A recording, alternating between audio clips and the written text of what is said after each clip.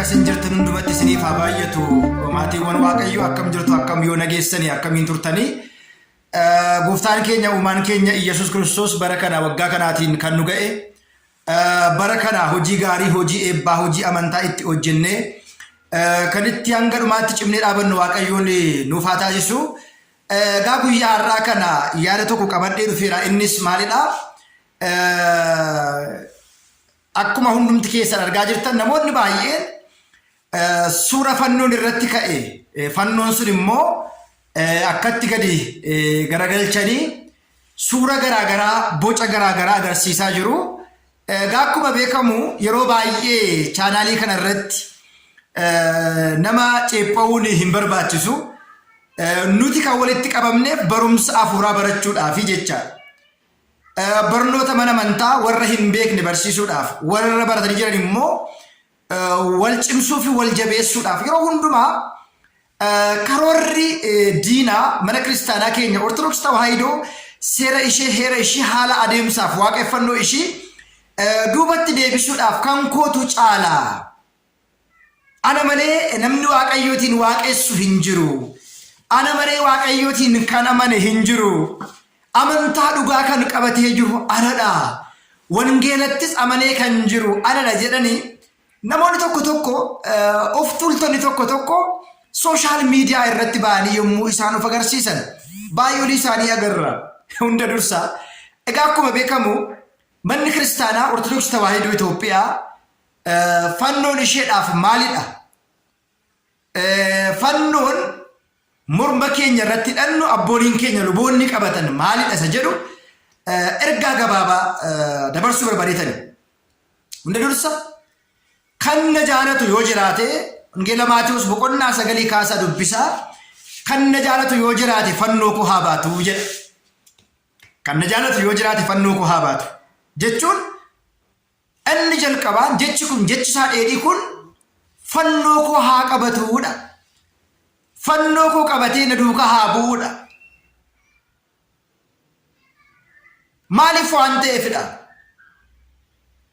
Fannoon Kiristoos ergaa qulqullicha Phaawulos gara warra ummata Efesoon boqonnaa 2:16 kaasnee gaafa ilaallu lola fannoo isaatiin ajjeesee jedha.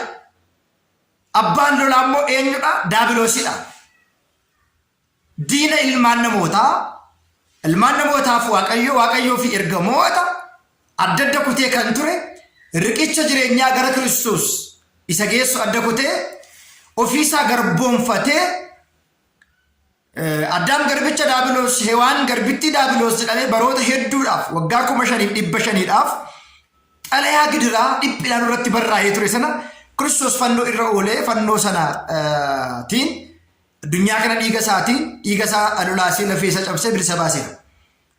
Egaa amma namoonni tokko tokko yookiin paasterii tokko yookiin immoo musliimii tokko qe'ee waa'ee fannoo jibbiinsa fannoo waan haasa'eedhaaf hordoftoonni amantaa Ortodoksii Tawaahidoo fannoo jibbuu hin dandeenye. Maaliif yoo jettan karooraa fi kaayyoo fannoo Kiristoos baanneef waan beeknuuf.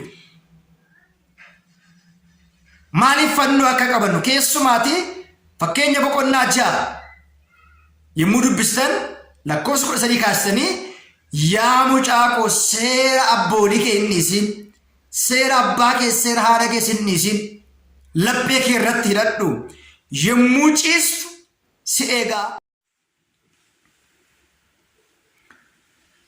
Kanaaf egaa fannoo qabachuu fi fannoo hidhachuu, fannoo jaalachuu nuun warra kiristaanotaa biratti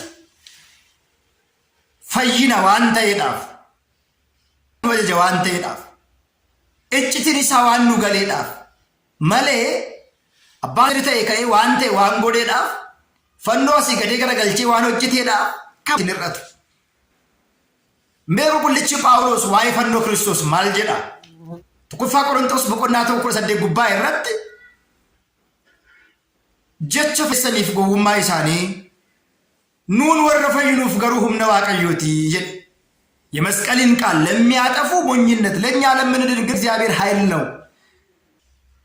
መስቀል አያስፈልግም ማለት አይደለም። ፋኖንም በርባይስ ጀቹ ምት መስቀል ኃይል ቤዛችን ነው። መስቀል መድኃኒታችን ነው። ከናፈ ጋም ነሞን ቶኮ ቶኮ ወሪ ፈኖ ገለገልቸኒ